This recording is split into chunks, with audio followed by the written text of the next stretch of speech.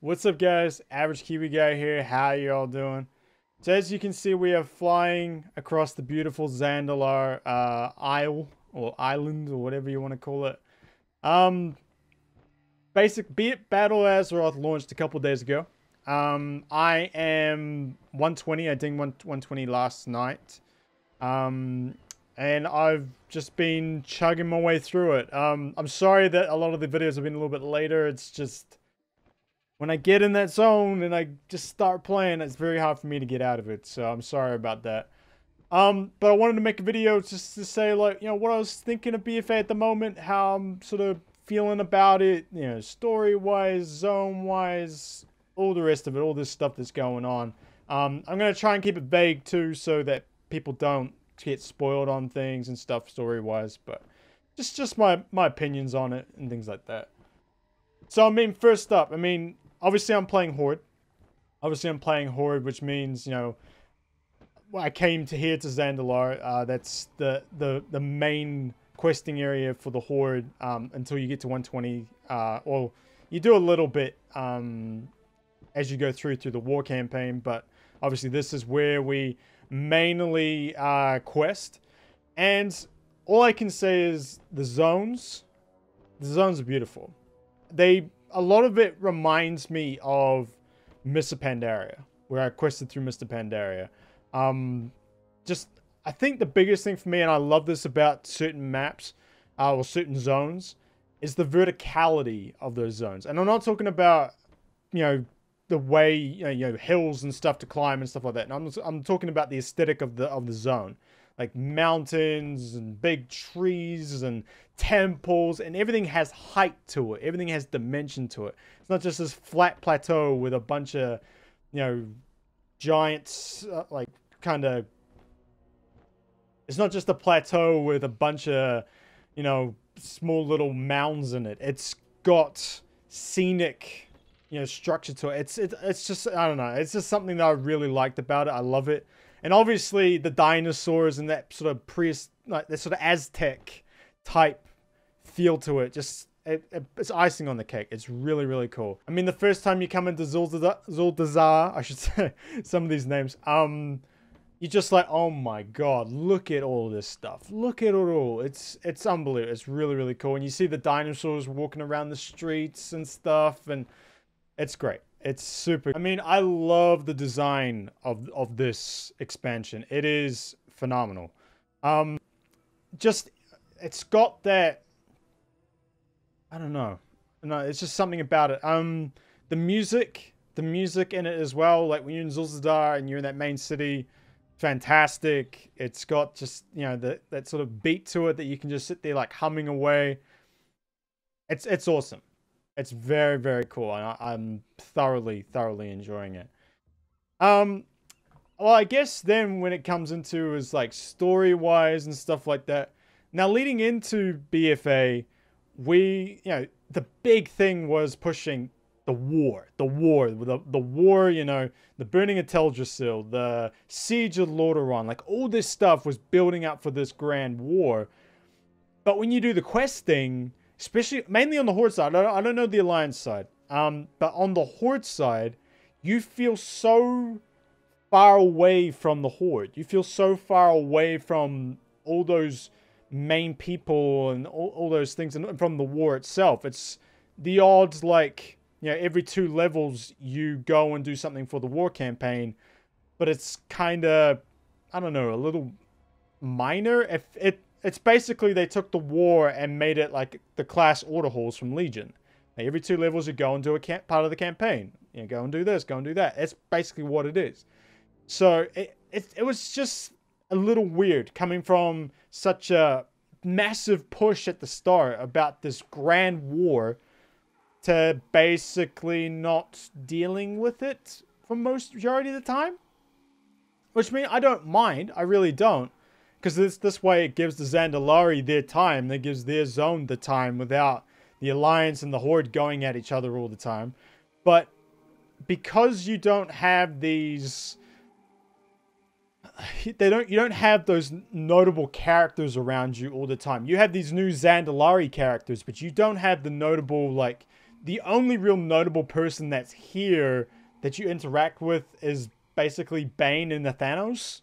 That's it. Sylvanas, she shows up at the start when you basically doing the stuff at the start on you know, in Orgrimmar and stuff like that. And then she shows up one time in Zandalar, and that's it. That's it. Like, she's nowhere to be found after that. Now, I understand most of that stuff is going to come later. Like, this is the 120 stuff. This is what I'm starting to get into now, where, you know, you've got the rep grind going with the honor bound, and you're doing these missions on the other islands. So for me, I'm going up to Koltaras, and you know, as you've gone through the story, you've set up these footholds and stuff, and that stuff was cool. Especially the Stormgrad one, I really liked because Rexar was involved, and that was kind of cool. But the others was like, there was like a pirate one, and then there was one that you were chilling out, you're sort of riding on Galliwax's trike and dealing with witches and stuff, because it's kind of in a spooky kind of witcher zone, which is kind of cool.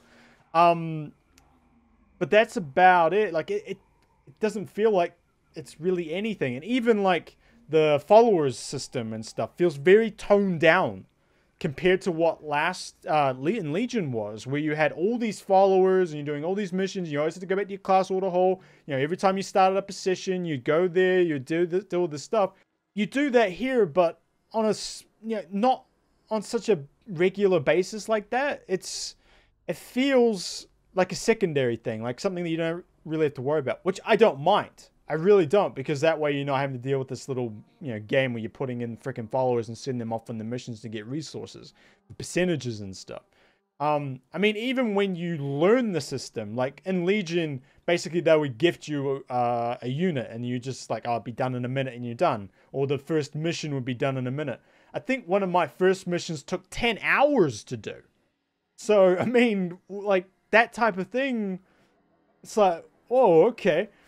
So it felt like the very first mission you do, you have to collect 100 war resource to even get the damn thing started. So you're pretty much well into your first zone before you even have to deal with that stuff. Before you even have to go to any of that, which is crazy to me. It is crazy to me. So the war campaign and stuff is definitely going to be the next stage. That's the next part of the story. Like, I mean, the stuff with the Zandalar stuff is, and obviously the Koltaras stuff too, you know, with the Alliance side. There's still stuff to do there. There's still stories to tell, and there's still things to do like that. But the main part, I feel like, for the next, you know, the big patches that come down the line will be war-based and will be centered around that. And I'd say the big one, you know, right there, like what was Argus to for Legion, will probably be to do with like actually saving Azeroth, like this giant sword that's stuck in it and the old gods going at it will probably be that. So, because I mean, like that's kind of the way these big patches work. It's like you kind of deal with a little minion at the start. Well, not a little minion, but like a significant minion of the big bad. And then you deal with like the face person of the big bad, like the one that you think, like, for most of us was like the Latin Legion was like it was Gul'dan, and then you actually face the big bad at the end. Like that's the last patch of the expansion. So that's kind of the thing we'll probably be dealing with. So yeah, but it was so weird to have all this stuff about Sylvanas and the war chief, and is she worthy of being the war chief, and all this stuff that everyone got kicked up a big fuss about and all the rest of it. And basically the expansion, the actual first part of the expansion, really for the Horde, you have nothing to do with Sylvanas at all. You have nothing to do with her, which is, it's crazy to me. But I think it might be slightly different for the Alliance, and I have not seen any of the Alliance stuff yet, which we might actually like check out and see, because I'm very interested in that, because apparently there is a cutscene for Jaina, which is really, really good. Like her past stuff and all that, which is awesome. Them being based around Jaina may have more of a connection to the Alliance in that way. You've got the significant Alliance character, and you're in her home country. I think that, which she has not been to in a very long time. I think that's probably got a different feel to than us coming to Zandalar, brand new, well, not brand new, but, you know, a new addition to the Horde, and really no significant Horde member here that's playing a role. Like Bane's here, but he's basically stuck in the Great Seal, and that's it. So, yeah, it was a little strange in that sense.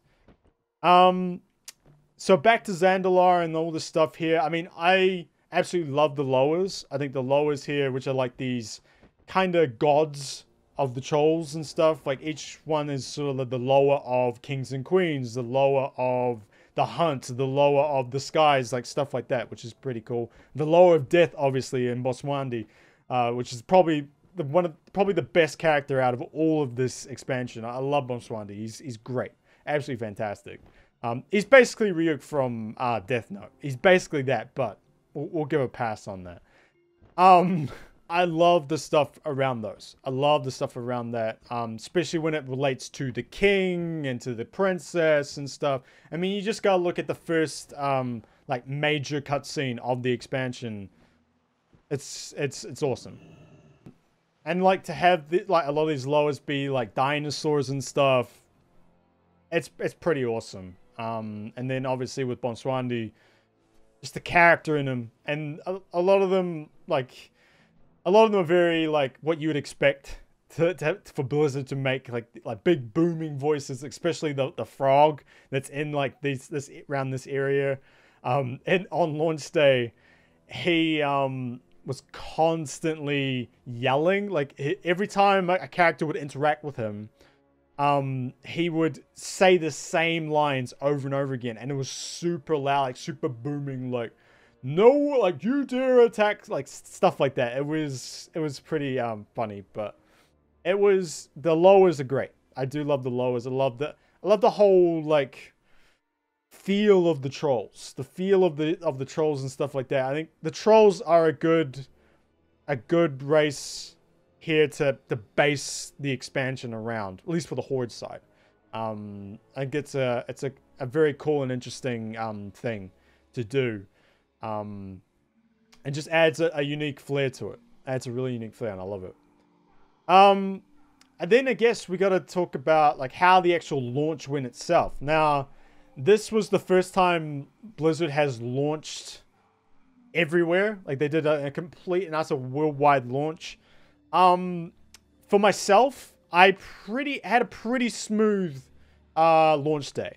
There was one time there because I play on Emerald Dream. We went down for about an hour or so, but I know there was some of the major US ones. I think there might have been a couple others worldwide that went down. They went down for a significant amount of time. I knew a couple of people that were on like Illidan and stuff that kind of got put out for a little bit there, which is a bit of a shame. But honestly, I was expecting the whole thing to just go poof. You know, I was expecting the whole thing to just come crashing down, and we're like, you know, sort of be like, oh man, like we're gonna have to wait hours for Blizzard to fix this. It went pretty damn smooth, and I mean, I DC'd a couple of times, just, you know, the whole typical bug, like you demount and then you click something too quickly and it thinks you're doing multiple actions and it DCs you, you know, stuff like that. Which is just, it was a little more prevalent on a very laggy server sometimes. But the logins were pretty easy. Like I didn't even have a queue, and I mean, I'm playing on a full server. Like this, Emerald Dream's pretty full, so it was quite nice to not have to be in queues all the time and stuff. So, but for me, this was my first actual WoW launch because I came in just before Legion, and when I was in when Legion launched, I wasn't actually in New Zealand. I wasn't actually here. I was in the US, and I was going over for PAX West and the whole thing going over there. And I went over early. I went to LA and stuff. So it was, yeah, I kind of wasn't here when Legion launched. So I was a bit disappointed in that. So it was cool to be a part of a launch. Cool to be part of the whole thing, which was pretty cool. I have played mainly the Horde dungeons. I haven't gotten around to the other dungeons yet. I've kind of been doing world quests and stuff. By the way, if you love world quests from Legion, There are so many freaking world quests in BFA, it's not funny. Every zone has about 4 or 5, at least, of world quests. Every zone. That means that's 6 zones that all have at least 4 or 5 world quests for you to do. So, there's plenty to do when you get to 120. There's island expeditions, which I really haven't gotten into yet. Mainly because I'm not a big PvPer. I don't do that in WoW. I don't really do that in any MMO. I hate the, I don't know, the feel of MMO player versus player like combat. Like I just don't dig it at all. I'm mainly a PvE guy, so the island expeditions, I was like, do I really want to do that stuff? Because I know it's got, you know, PvE content, but also the PvP side, and I'm like, we'll see. So I might give that a go. We'll see what happens. Dungeon wise though, obviously they're all on normal at the moment. I've just got my gear level up to where I can do heroics, so I'll probably do heroics next day or two. Working my way up to mythics. Which are out now too. People are running mythics right now as well. The first one I did was Underrot. Underrot was good. Pretty easy, to be honest with you. Didn't really have too many difficult things to it. It was pretty, you know, typical first raid. Well, not first raid, sorry. First dungeon type thing. Bosses are pretty stock standard, really, until you hit this guy. So he has a mechanic where you do damage to him, and as you do damage, you build up energy. So, but his health bar doesn't go down, but that energy builds up, and he releases adds. And when those adds come out, you knock them out, you kill them, and that does the damage to him. So if you haven't done that dungeon yet, keep that in mind. Because when I first did it, I was like, why isn't the damn boss taking any damage? Like, what the heck? Like, what's going on? But then when the ads came out and that stuff happened, because I went in completely blind, I didn't check up anything, you know, typical me. So, yeah, so that's really the only one that had too many problems. I mean, this guy, when he charges, he releases like these little tick things, these little egg things that sit on the ground. You have to squish them, or else these little tick ads will come out. So that's something to keep an eye on. This guy was okay. He's got some mushroom stuff, and she's a typical first boss, like burner. You know, watch out for stuff and just basically tank and spank type thing. So it wasn't too hard. Then I did Altazar. Altazar is very pretty dungeon. I liked it a lot. Very, you know, Aztec looking stuff. It's the dungeon that I think is probably the most seen. With all the beta stuff. Again, didn't have too many things. Definitely, I think it's going to have some, like, all these are going to have more mechanics in heroics and in mythics and stuff. This guy in heroic, you have to take out his resurrection totems, but at the same time, where in normal you just take them out, where in, I think, heroic you got to take them all out at the same time. So that's pretty crazy. This guy you gotta hide when he does a roar and stuff, so that's not anything.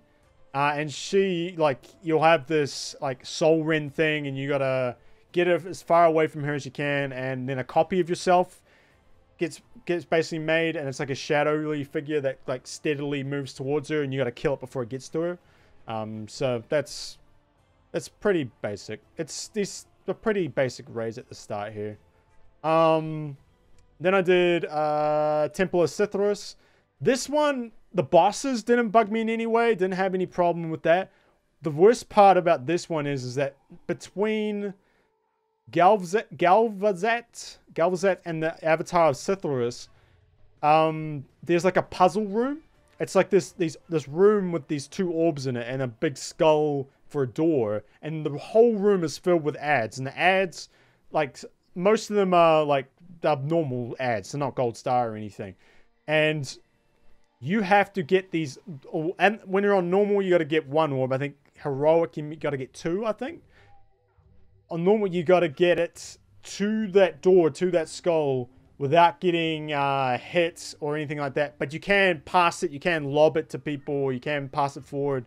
But when you have that orb, you're slowed. you're like got, I think it's like 70% movement speed reduction or something. So there's a bit of like problem solving there. Like you got to work it out, and you got to protect the person who has it, and then you got to sort of pass it ahead to the next person and pass it to the next person and stuff.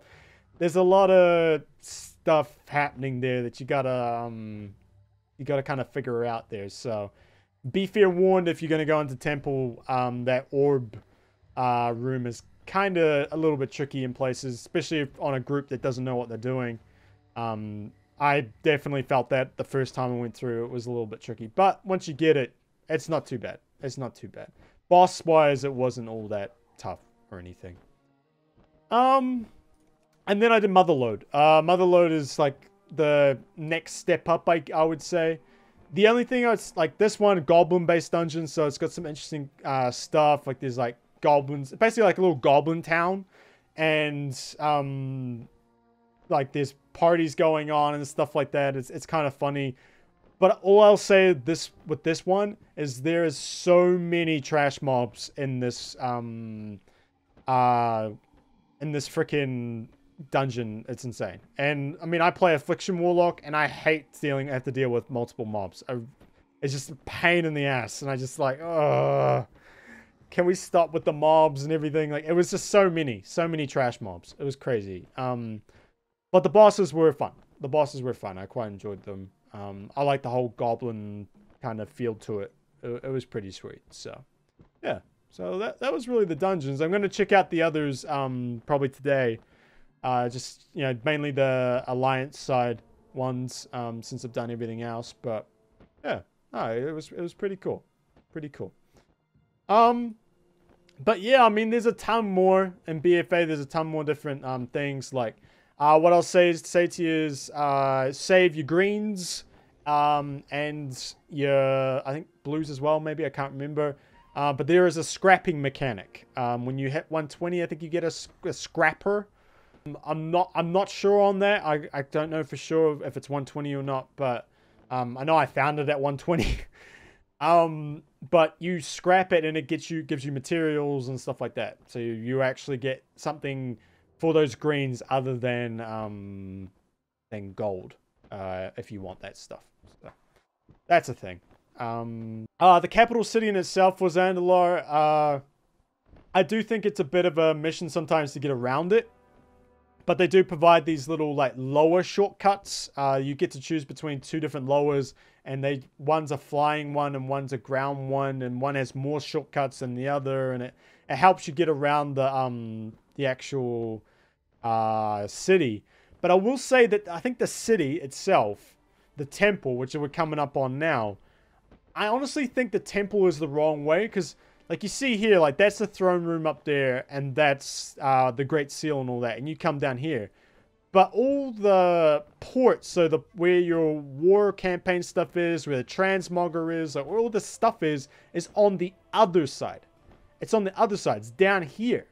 So I don't understand why it's pointing that way. Like, wouldn't you want to point out towards the port? I mean, it works in a way story-wise later on, and I can't say because there's a cutscene and stuff when you finish all the quests in Zandalar, and that's kind of cool to watch. But I feel like it's round the wrong way, because you take the flight, the freaking flight trainer or the flight plan down to here, but you got to go around the temple, back out and around the temple to get to it. It's so weird because everything is down here, but the temple's pointing the other way. So it's a little weird. It's a little weird. I just think that's a design thing that I think Blizzard may have miscalculated there. Either turn the temple around or put the other stuff on the other side. I think that would have been a better choice. But yeah, I mean, I am loving BFA right now. I'm having a ton of fun with it. I'm actually leveling a second character right now. I'm leveling my Fury warrior ups because I want to get him up to 120 as well. But yeah, I kind of want to get into 120. Then I want to see what my two mains are kind of at, which one I'm going to really push to get raid ready and all that. I mean, I don't think it takes you too long to level. I mean, it all depends on how much time you have to play and stuff. I mean, obviously, a lot of people have very busy lives, so you can only play an hour or two here or there. take you a little while, but I think it's well worth it. I think it's well worth the play. Stories are interesting. The zones are interesting. I think probably my favorite zone right now would be... I would say Nazmir. I really like Nazmir with the blood trolls and stuff like that, and the old god stuff, and all that stuff. But Vol'dun's cool too. I mean, you've got snake people and little fox people and stuff, which is pretty crazy. And then obviously here in Zul'Zadar, you got you're kind of dealing with the politics of everything and stuff. The only thing I'd say with Zul'Zadar is that you feel like you're constantly moving back and forth all the time.